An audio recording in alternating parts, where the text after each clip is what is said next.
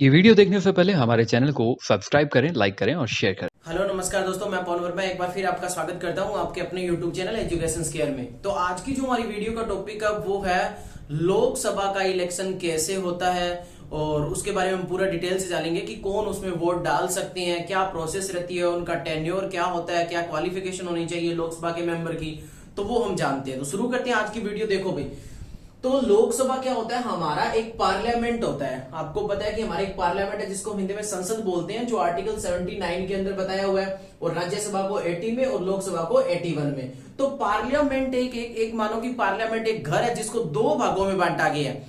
जो छोटा भाग है दो भागों में बांटा गया, एक भाग का नाम है राज्यसभा और दूसरे भाग का नाम है लोकसभा। इसके साथ साथ ये भी ध्यान रखना कि भाग दो है इंपॉर्टेंट मेन भाग, लेकिन जो पार्लियामेंट है उसके अंग तीन है।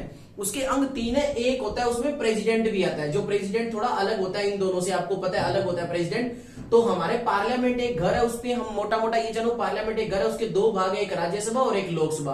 पार्लियामेंट का वर्णन दिया 79 आर्टिकल में, 80 में लोकसभा और लोकसभा का 81 में।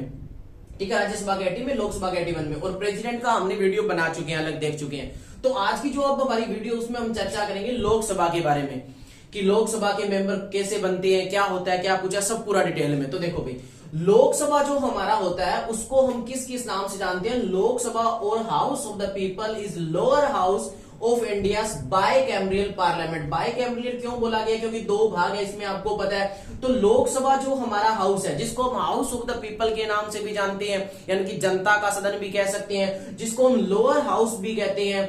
ठीक है, ये हमारे इंडिया के पार्लियामेंट का एक भाग है। इसको निम्न सदन, पॉपुलर हाउस यानी कि लोकप्रिय हाउस के नाम से जानते हैं, टेम्परेरी हाउस यानी कि अस्थायी सदन भी कह सकते हैं, और हाउस ऑफ द यूथ यानी युवाओं का सदन भी कहते हैं इसे। युवाओं का सदन क्यों कहते हैं, क्योंकि इसके लिए एज क्या चाहिए, 25 चाहिए, जबकि राज्यसभा के लिए ज्यादा चाहिए। तो इसीलिए इसको युवाओं का सदन कहते हैं, एज कंपैरेटिव टू जो राज्यसभा है उसकी कंपैरेटिवली एज इसमें कम होती है, तो इसलिए इसको वो हम डिटेल में आगे बढ़िया से जानेंगे। ठीक है, तो ये इसके कई नाम है, कोई भी नाम एग्जाम में पूछा जा सकता है कि भाई निम्न सदन के नाम से कौन सा जाना जाता है, ये जनता का सदन किसे कहते हैं, लोकप्रिय सदन किसे कहते हैं, पॉपुलर हाउस जिसे बोलो, ये टेम्परेरी हाउस के नाम से किसे जाना जाता है। तो ये सारे नाम है हमारे लोकसभा के। लोकसभा टेम्परेरी हाउस क्यों है, क्योंकि इसे डिसॉल्व किया जा सकता है। कैसे करते हैं डिसॉल्व, वो हम आगे देखेंगे। अब देखते हैं भी इसका स्ट्रक्चर कैसे होता है, इसमें मेंबर्स का स्ट्रक्चर कैसे होता है। तो देखो भी सदस्यों की संख्या की जो संरचना है वो कैसे होती है। तो लोकसभा के अंदर मैक्सिमम जो सदस्यों की संख्या है वो 552 हो सकती है। आपको पता है मैक्सिमम सदस्यों की संख्या कितनी होती है, 552। अब 552 में दो तो होते हैं नॉमिनेटेड, जो कौन करता है, प्रेसिडेंट करता है। किनको नॉमिनेट करता है, एंग्लो इंडियन को। एंग्लो इंडियन कौन होते हैं, एंग्लो इंडियन वो होते हैं जिनको हम ऐसे बोल सकते हैं कि जिनके जो मतलब पापा है ना, जो पेरेंट्स में से एक जो पापा है वो कहां के हो, यूरोपियन कंट्रीज के। यूरोपियन कंट्रीज क्यों बोला, क्योंकि हमारे यहाँ पे रूल यूरोपियन कंट्रीज ही करके गए थे। और बेसिकली हम ऐसे भी बोल सकते हैं जिनका पापा क्या हो, अंग्रेज हो एक।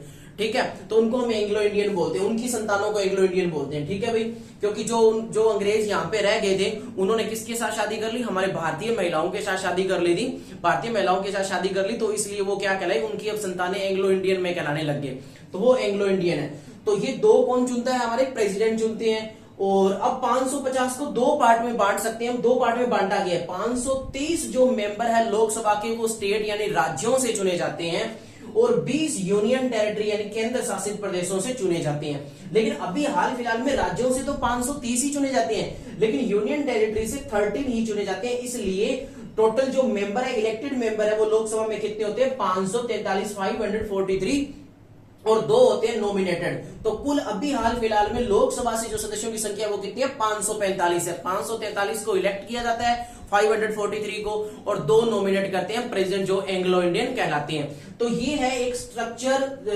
किसके मेंबर का, लोकसभा के मेंबर का। मैक्सिमम सदस्यों की संख्या कितनी हो सकती है, 552। ठीक है भाई, और देखो सॉरी और इनके जो इलेक्शन है ना, लोकसभा की जो मेंबर है इनका इलेक्शन कैसे होता है भाई, यानी कि इनके सदस्यों का चयन कैसे होता है, तो वो देखो। तो directly elected by the people, इनके जो मेंबर होते हैं उनका इलेक्शन डायरेक्टली लोगों द्वारा किया जाता है प्रत्यक्ष रूप से। आपको पता है प्रेसिडेंट का इलेक्शन प्रत्यक्ष रूप से नहीं होता, जिसके ऊपर वीडियो बना चुके हैं। राज्यसभा के मेंबर का इलेक्शन प्रत्यक्ष रूप से यानी डायरेक्ट मेथड से नहीं होता। लेकिन लोकसभा के जो सदस्य होते हैं, लोकसभा के जो मेंबर होते हैं, उनको डायरेक्टली इलेक्ट किया जाता है लोगों द्वारा, यानी हम लोग उनके मेंबर उनके लिए वोट डालते हैं हम लोग। जबकि हम प्रेसिडेंट के इलेक्शन में वोट हम नहीं डालते, ना ही राज्यसभा के लिए। प्रेसिडेंट के लिए इलेक्शन के लिए कौन वोट डालते हैं, इसके लिए वीडियो बना चुका हूं। राज्यसभा के लिए नेक्स्ट वीडियो बनाऊंगा। तो ठीक है भाई, ये कौन सी है, डायरेक्टली इलेक्टेड होते हैं जनता द्वारा, यानी कि हम लोग वोट डालते हैं। और क्या होता है इसमें, सार्वभौमिक मताधिकार। सार्वभौमिक मताधिकार का मतलब एडल्ट यूनिवर्स फ्रेंचाइज के बेस पे वोट डाला जाता है। एडल्ट यूनिवर्स फ्रेंचाइज के बेस पे मतलब कि जो भी 18 प्लस साल का जो भी बंदा है वो वोट डाल सकता है, चाहे वो लड़का हो चाहे लड़की हो। 18 से प्लस साल का बंदा होना चाहिए जो वोट डाल सकता है, ठीक है भाई। और क्या होना चाहिए इसमें, first past the post system लागू होता है। First past the post system का मतलब क्या होता है कि इसके अंदर जो कैंडिडेट जिसको ज्यादा वोट मिल गए वो जीत जाता है। इसके अंदर 50+1 यानी कि वो 51% वाला मिनिमम वोटिंग सिस्टम वाला नहीं चलता, जैसे कि हमारे प्रेसिडेंट के इलेक्शन में होता है, वैसा नहीं होता। या राज्यसभा के इलेक्शन में होता है, वैसा नहीं होता। इसमें वो कैंडिडेट जीत जाता है जिसको सबसे ज्यादा वोट मिलते हैं, तो उसको बोलते हैं first past the post system. समझ में आ रहा होगा इतनी। अब इसके लिए क्वालिफिकेशन क्या चाहिए, तो वो भारत का नागरिक होना चाहिए। He must be the citizen of India. उसने कितनी एज कंप्लीट कर ली हो, 25 ईयर की एज कंप्लीट कर ली होनी चाहिए, इसका मेंबर बनना चाहिए। वो मेंटली रूप से हेल्दी होना चाहिए, मानसिक रूप से स्वस्थ होना चाहिए, ठीक है। और उसे आप बोल सकते हो कि किसी न्यायालय द्वारा इंसॉल्वेंट ना घोषित किया गया, दिवालिया भी नहीं घोषित किया होना चाहिए। और वो केंद्र या राज्य सरकार, जो सेंट्रल गवर्नमेंट या स्टेट गवर्नमेंट है, उसके किसी भी लाभ के लिए काम ना करता हो, लाभ के पद पे काम नहीं करता हुआ होना चाहिए वो व्यक्ति जो लोकसभा का मेंबर बनने जा रहा है, जो खड़ा हो रहा है, ठीक है भाई। और क्या होना चाहिए, इसका जो टेन्योर क्या होती है, यानी कि अवधि कितनी होती है। तो लोकसभा के मेंबर का कार्यकाल 5 साल के लिए होता है, लेकिन हाँ 5 साल से पहले भी हटाया जा सकता है। कैसे, जब आपको पता है कि बहुमत खो जाए, अगर लोकसभा के अंदर मेजोरिटी खो जाती है, तो लोकसभा को आपको पता है टाइम से पहले डिसॉल्व किया जा सकता है। राज्यसभा डिसॉल्व नहीं होता आपको पता है, लेकिन लोकसभा को डिसॉल्व किया जा सकता है, भंग किया जा सकता है, इसका विघटन हो सकता है। तो टाइम से पहले भी, 5 साल से पहले अगर विघटन हो जाए तो उसकी अवधि समाप्त होगी बंदे की, मतलब लोकसभा के मेंबर की जो भी है। और ये जो विघटन डिसॉल्व होता है वो करता कौन है, वो प्रधानमंत्री पीएम यानी कि प्रेसिडेंट की एडवाइस पर, प्राइम मिनिस्टर की एडवाइस पर प्रेसिडेंट करता है। कौन करते हैं डिसॉल्व इनको, लोकसभा को टाइम से पहले अगर करना हो तो प्राइम मिनिस्टर एडवाइस देंगे, तो प्रेसिडेंट करेंगे, ठीक है भाई। और क्या, अच्छा और चीजें देखो इंपॉर्टेंट इसके बारे में कि 42वां संशोधन जो अमेंडमेंट किया गया 1976 के अंदर, जब आपको पता है इंदिरा गांधी प्रधानमंत्री थी, तो उन्होंने इसका जो टेन्योर है, अवधि काल है, वो 5 साल से बढ़ा दिया गया था, 6 साल कर दिया था, आपको पता होगा। लेकिन बाद में वापिस जब जनता पार्टी की गवर्नमेंट बनी, तो उसमें जो मोरारजी देसाई थे, उन्होंने वापिस जो 44वां संशोधन करके और इसकी 5 साल की अवधि वापिस कर दी।